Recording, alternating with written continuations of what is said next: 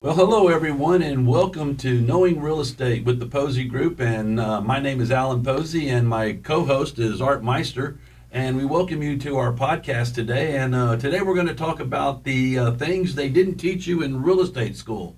Art, what do you feel about today's topic? Well, I think it's certainly one that we need to cover. Absolutely, I think it's something that we definitely need to cover because one of the things one of the confusing topics out there, I think, by a lot of people entering or wanting to start a career in real estate is they think they can go to real estate school and they think that they're going to know when they get out of real estate school and they become licensed, they're going to know everything they need to know about real estate. And as you well know, there's a lot you don't know about real estate when you graduate from real estate school and pass your licensing exam. Wouldn't you agree? That's a fact. There's so many things that we don't know.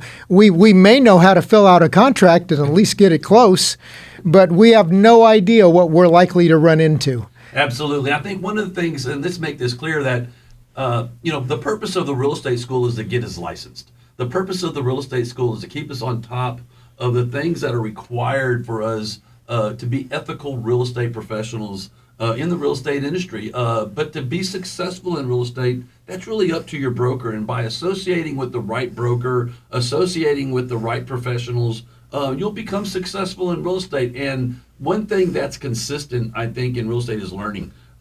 It's never going to stop. Isn't that right, Art? That's true. Part of that's required, obviously, with our renewal and our CE requirements. But the real education is what do we learn on our own and what can we learn from each other? Absolutely. And I think that's what we're going to kind of talk about today. Some of the things that we got to really improve upon and the things we really got to learn to be successful real estate professionals. So let's talk about the first one is, and this is one of those things that I think kind of scares us a little bit, but I like it. And it's overcoming and learning how to overcome objections. And the way I see objections is if somebody's raising objections, I really see that as opportunity. It means somebody's interested in doing business with you. Wouldn't you agree, Art? That's it. If they're nodding their heads and agreeing with everything we say, chances are good they're not very interested. Yeah, if they're raising an objection, like if they're asking, how long will it take to sell my home? Or maybe they ask a question, well, what's your fee? Or something like that. That's giving you an opportunity to have a dialogue with that prospect. They're not your client yet, but a dialogue with that prospect to sell them, because that's our job, to sell them and convince them that you're the right choice to help them sell their home or to help them purchase a home. Right. And it all starts with value. Exactly. Can we convey the value that we provide versus whoever we might be competing with? Is our story better? Can we back it up with our marketing program?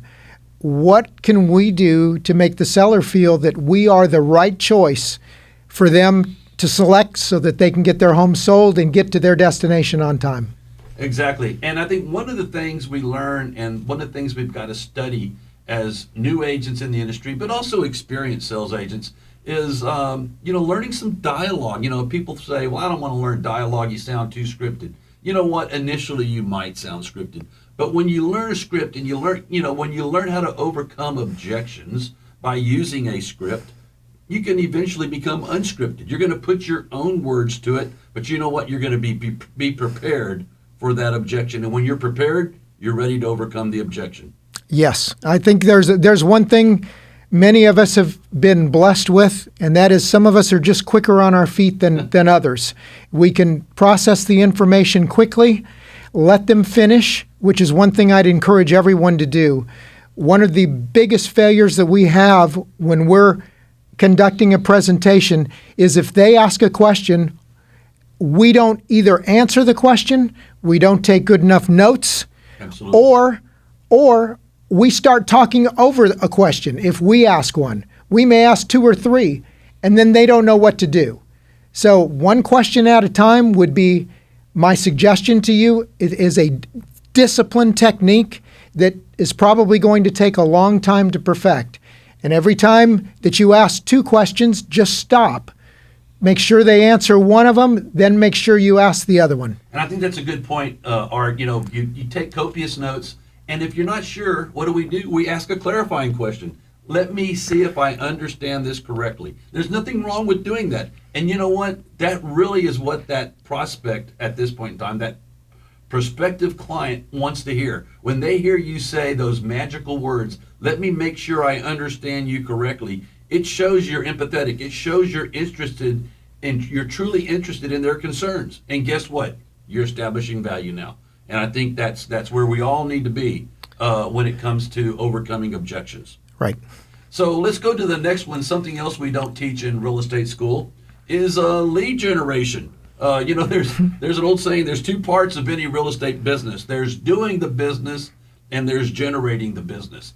Guess what we teach in real estate school? We teach the doing the business part. We teach you how to write a contract. We teach you the law. We teach you the ethics of real estate. But lead generation is really where you need to spend most of your time. And if you're not generating business, guess what? You're out of business. And so really lead gen is where we're in the business of lead generation. That's correct. We are. And one thing I'd like to say, Alan, on the marketing type of approach to our business, which we all need to do, whether we have a marketing group or not, we need to generate on our own, whether it be through open houses, through door knocking, however it is you go about doing social media, everything works. Our failure as agents is we don't stick with anything. We move from one to the next, and we want satisfaction and we want results now. And that now expectation causes us to get derailed and move on to the next opportunity, let's say, or the next shiny penny, and then do that for a while, then move on to the next shiny penny. In the meantime, if we would have stayed with the original strategy that we were hopefully passionate about, we may have been able to attain our objective long before now, instead of jumping from one to the next to the next. Exactly right, Art. And Art kind of alluded to this, and there's two words that a lot of real estate professionals, a lot of salespeople don't like. The first word is prospecting, and the second word is discipline. Those two things are really what we get paid to do. Discipline is doing the same thing over and over and over again, and guess what? It might not work the first time, but it's going to work the 5th or the 6th or the 10th time. It's when you do the things that work, in Ninja we call it TSW. The system works if you employ the system.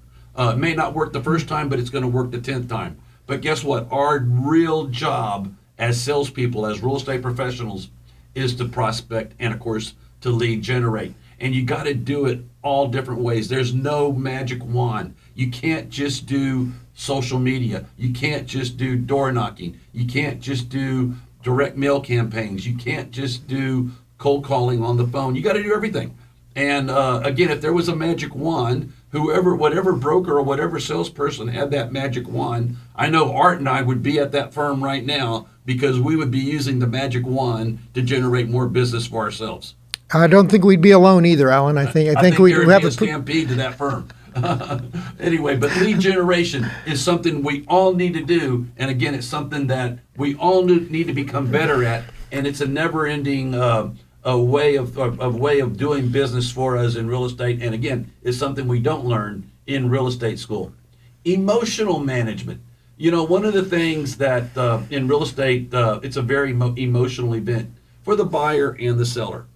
As real estate professionals, we need to keep in mind that we're the unemotional third party, but sometimes we're going to get emotional, but I think we're the ballast. We got to make sure that we don't become emotional. We got to keep our clients' best interests at heart. And we can't tell a seller, hey, look, these guys are trying to shortchange you. Again, when your sellers might get an offer that's insulting to them, well, you've got to present that offer. And again, you've got to explain to your sellers, hey, you've got this really low offer on your property, but let's talk about, and let's devise a strategy on what we can do with this really low offer. There's 3 things we can do. We can accept it, we can reject it, or we can counter. And so you got to be unemotional in your approach to an emotional event. And I think that's one of the things that we got to learn as real estate agents. We can't be emotional in our approach to doing business, even though we want to become emotional. Right. Our responsibility to our clients is to work every offer. Yep. work every offer. Whether we're the buyer's agent or the seller's agent, work every offer and give the offer a chance. Yep, that's right. And give your client a chance to own the home or to sell the home that they need to. Yep, and I think there's, something else is, we always follow the lawful instructions of our clients, talking about buyer's agents. There's going to be some buyers, whether it's real or perceived, they think that maybe it's a soft market. And they're going to go, well, hey, we want to put an offer in right now that 20% below list price because, everybody's desperate. Well, not everybody's desperate. You might know better, but again, what do? We're unemotional. We write up the offer, we submit the offer, and then if it's rejected, if it's accepted, great. Hey, we got a good deal for our clients. But if it's rejected, we got to explain to our buyers, hey, you came in with a little bit of a low offer, it was insulting, and the sellers rejected it. Let's come in with a better offer, and here's my suggestion. Again, we follow the lawful instructions of our clients, but again, we make suggestions, we present the alternatives, they make the decision. All the decisions are theirs. Absolutely. So let's talk about, that's emotional management. How about database management? I think that's something a lot of us forget. If I had to look back on my career when I first started over 20 years ago, probably one of the biggest mistakes I made my first year in real estate was not really, and again, databases weren't real popular back then, but not starting a good database was probably one of the things I didn't do my first year in real estate. But having a database, that's your business. In real estate, we don't have, we're a brick and mortar business to a certain degree, but we're not selling widgets. We're not selling a product. We're selling a service. So our service is our database. The clients we have in our database, the prospects we have in our database are our current business and our future business and our past business. There was a study done a few months ago where 86% of all sales were made from their sphere. Agents were from their sphere of influence and past clients and friends and family. Okay, guess what? Those sales came from a database. And so when you have a database with a lot of integrity, those are going to be people you do business with now and in the future, and the people you did business with in the past will be people you also do business with in the future. That would make it great if we would just be disciplined enough to work our database. I can tell you firsthand, that is one of the biggest weaknesses that I personally have. Yep. Is working my database. And part of that has to do with the shiny penny strategy on the fact that we just met this person or that person or the other person, and they become the new shiny penny, and we're trying to develop a relationship with them, and sometimes to our own detriment, letting go the relationship that we've already built with our past clients and prospects. Absolutely, Art. You mentioned that word again, that dirty little word called discipline. We've got to get into the discipline of maintaining our database. A well-maintained and a very good database is worth a lot of money should you get out of the industry, should you retire one day. It could be a legacy for a son or daughter who decides to get into real estate, whatever. But my point is that database is something that's real important. And setting aside a time or a day to make sure your database is kept up to date, to make sure you have good notes. But something else that's missed a lot in databases is it's also a good database with a lot of integrity can be something that helps you with a liability issue. Maybe you have notes where you put a note in the database where you sent a note or an email to a client, hey, I suggest you get the house inspected. And the client sends you an email back saying, no, I don't want to get the house inspected. And then 2 years from now, the client files a complaint or a lawsuit against you saying, hey, you didn't tell me to get the house inspected. Well, no, here's a timestamp that says, I told you to get the house.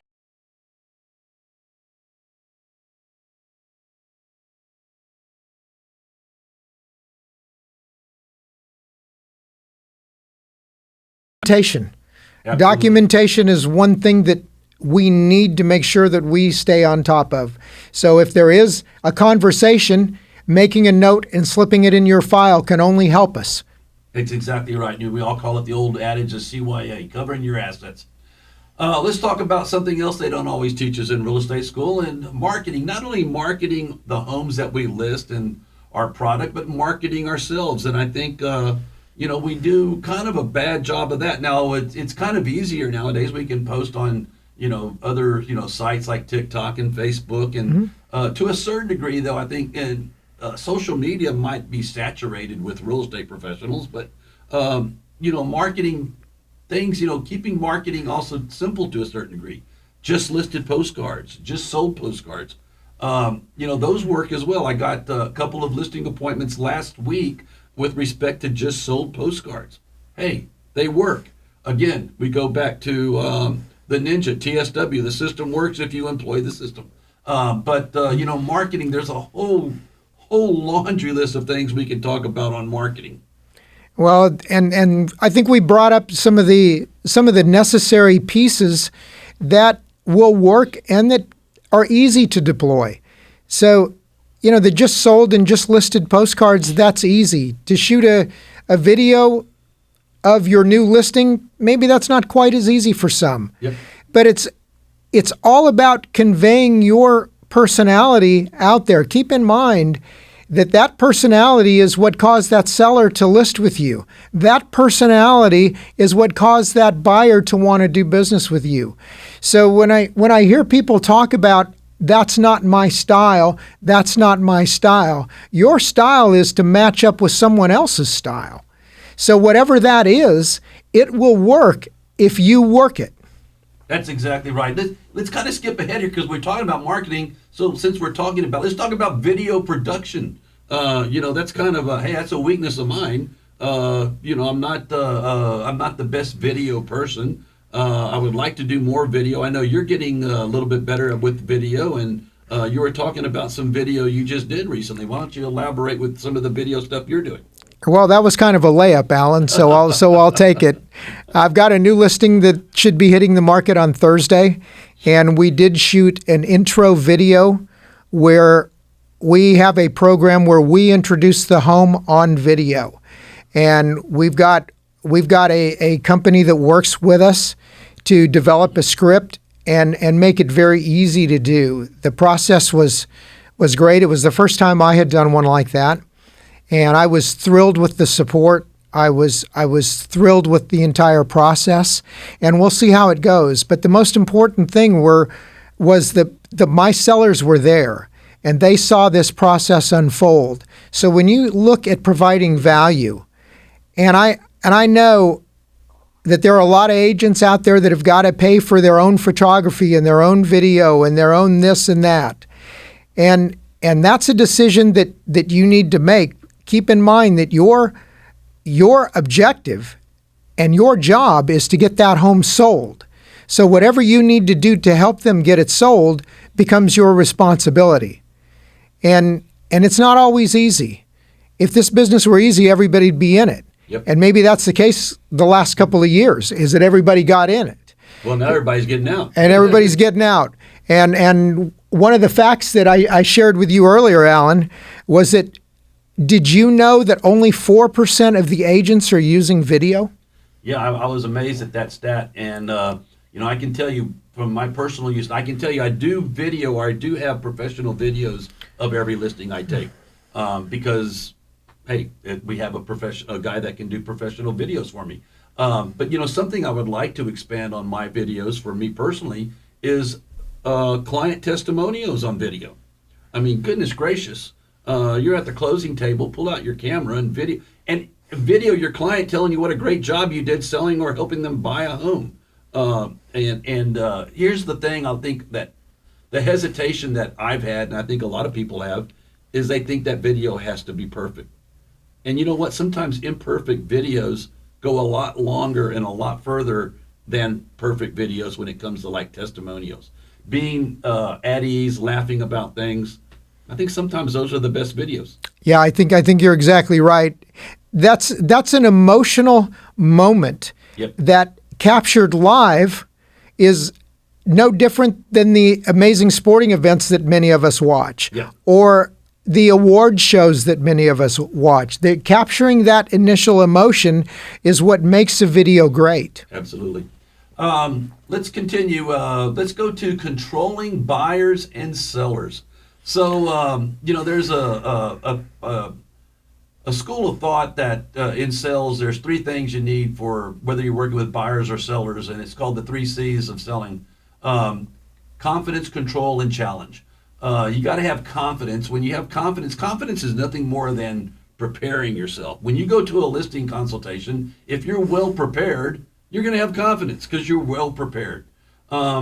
Controlling is nothing more than taking control of the situation. I don't mean controlling and pulling somebody around by a leash or anything like that. No, what I mean by is taking control. Telling people, one of the ways I control the process is explaining to my prospects, to explaining to my clients how I do business. And I do that usually at my first meeting with somebody. And I explain to them exactly this. Here, let me explain to you, Mr. or Mrs. Prospect, how I do business. And I'll tell them something to the effect of, I answer emails every morning between 7 a.m. and 9 a.m. And then I really don't look at email again until 7 p.m. and 9 p.m. And then I check text messages all day long. I check voicemails all day long. If I don't answer the phone, it's because I'm in a meeting or I'm at an appointment with another client. And so what happens is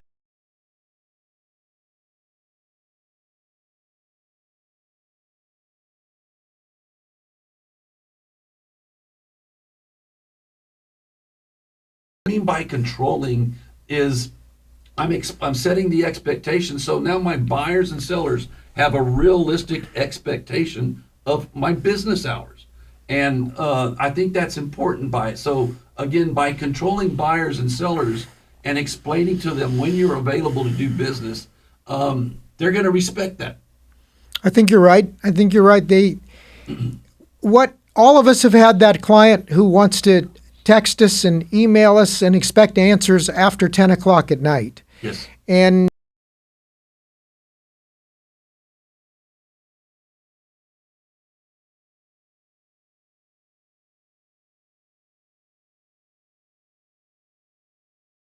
be sound asleep Absolutely. at that time. But those are challenges that we're going to face, and managing those expectations is our responsibility. And one of the things you can always tell them is, I will answer your calls and text messages the moment I'm free. Yep. And as long as you stay with that, they understand in their own careers that they can't be answering text messages and phone calls when they're involved in meetings. Yep. So it's not unlike any other career that there is. Absolutely. Where we would ask for the same consideration. So if you ask, they'll grant it.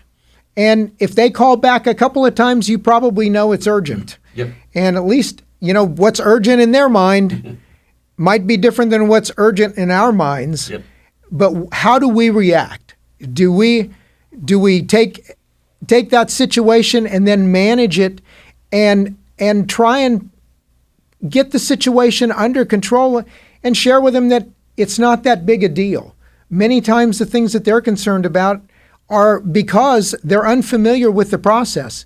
We work it every day, and they're just unfamiliar with that particular area. So sharing what can happen and why it's going to be taken care of in the morning after 8:30 Yep.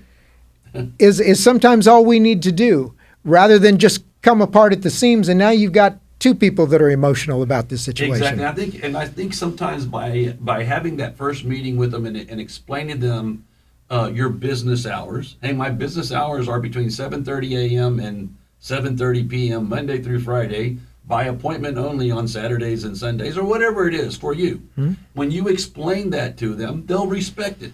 When you don't explain that to them, that's when they take advantage of you. They go, Alan, he's working 20. First of all, if you ever tell anybody you work 24 hours, 7 days a week, I think you're making a very big mistake, because you've got to have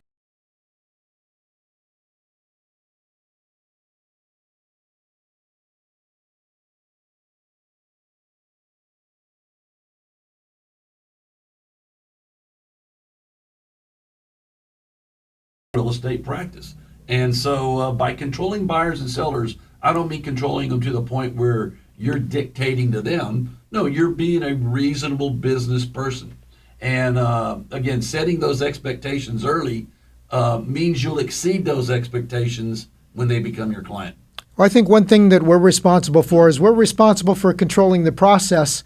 And because they're our clients, it does move over to controlling them. But you control them through the process. So if you don't have a process, then it's going to be out of control. That's what I can promise you. If there's no process, then there's no control, and it's going to be chaos.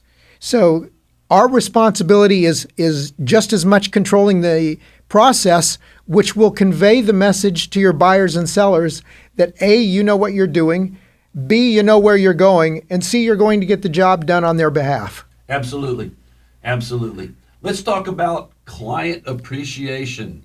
There's a lot of, this is a broad one right here, there's a lot of way of client appreciation. And I see this a lot of times asked by agents, hey, I just sold my first home. Should I give my client a new sofa for their new home, or should I buy them a new car or something like that?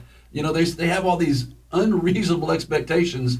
Well, the question I always ask myself when I first got into real estate, I scratched my head and I sold my first home, and I thought to myself, what should I buy my client for a client appreciation gift?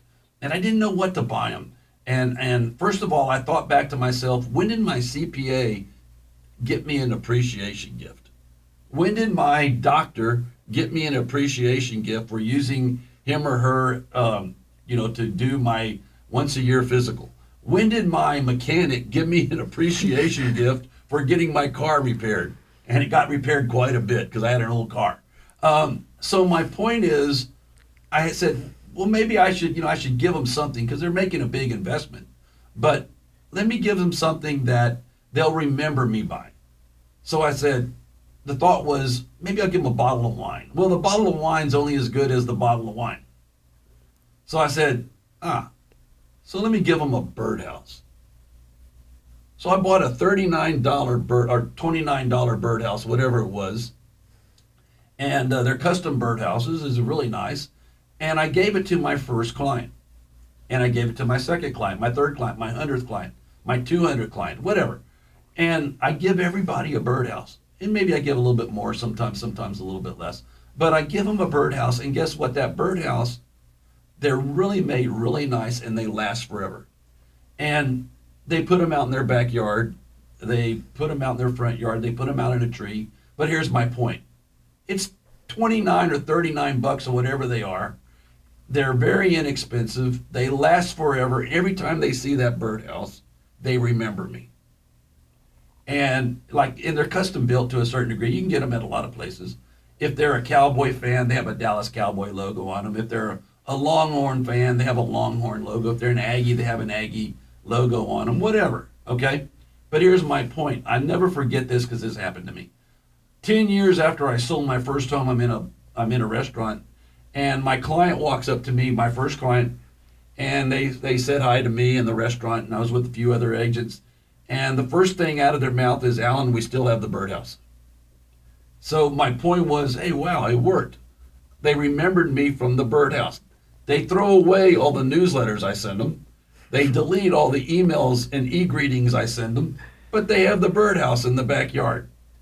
But so my point is, client appreciation doesn't have to be a real expensive gift. It doesn't have to be a $250 dinner to a really nice restaurant. It can be something as simple as a birdhouse. It can be something as simple as a thank you card.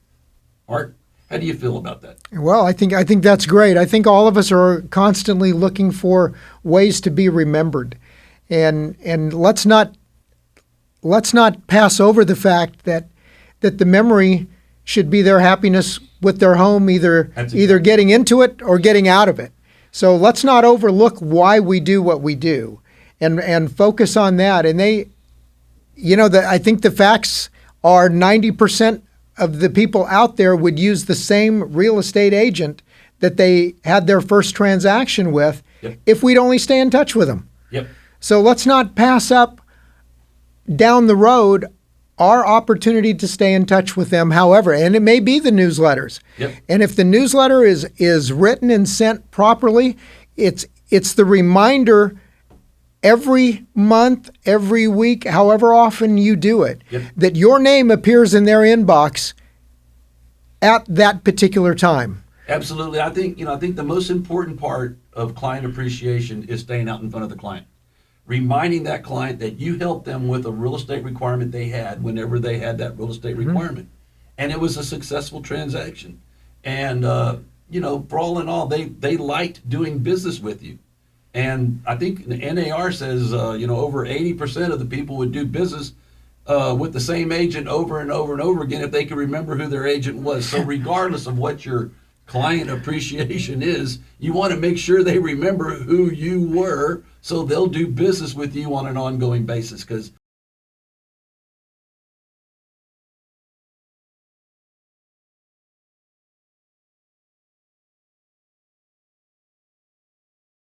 Once when you meet them initially and nobody remembers you, yes, and the second time is after you They work with forget them on about you. on a transaction and they forget about you. So twice you're being a secret. Yep. I would think that if you manage that part of your business is going to be there when you need it. I think that, and that's we talked earlier about prospecting and how people despise prospecting, and it's the hardest part of any sales job. Guess what? Dealing with current and past clients is the easiest prospecting you'll ever do. Let's talk about the last one here, and this one is near and dear to my heart. And I know it's near and dear to Art's, and Art and I just witnessed this a few seconds ago here before we started our podcast. Team building. Team building is so simple. I talk about two team building incidents here. One is the one we just witnessed was where we do our podcast here. There's a group of people that were having lunch together. They're co-workers, colleagues, and there was a group of about 8 of them having lunch together, having conversation. What a great way to team build and have conversation. And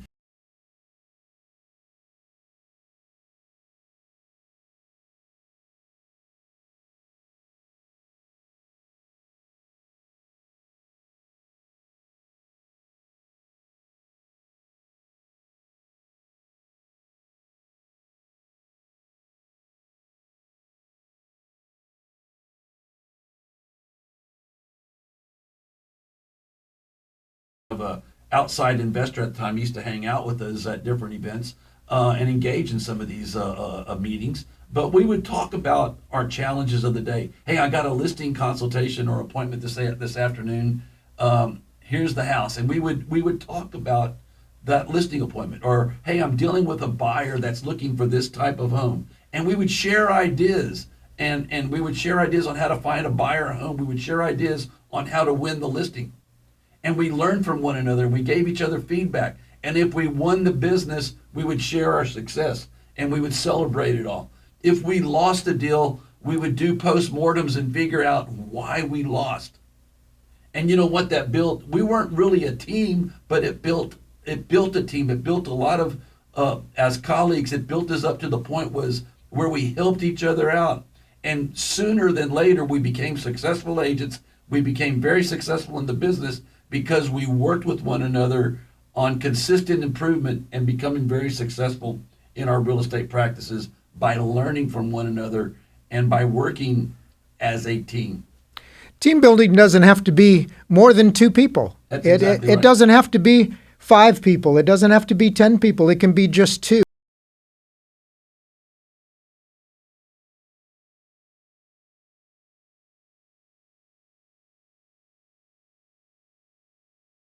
And part of that discussion obviously centered around what we're doing here and how we're sharing the message that we feel we bring.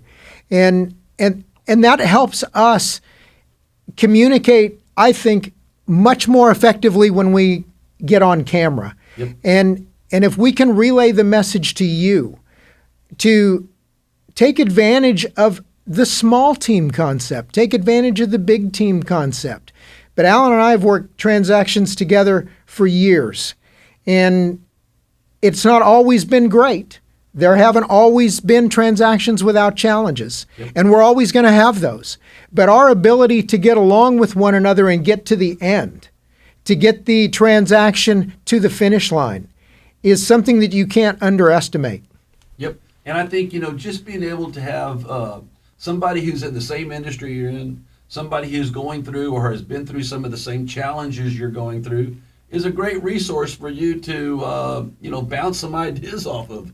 If you're a doctor, you talk to other doctors. If you're an attorney, you talk to other attorneys. And if you're a real estate agent, you talk to other real estate agents. And, now one thing about real estate agents, a lot of times we go to happy hour and drink ourselves to the point where we want to cry on each other's shoulders. But regardless, it's a great way to do business and a great way to, learn from one another.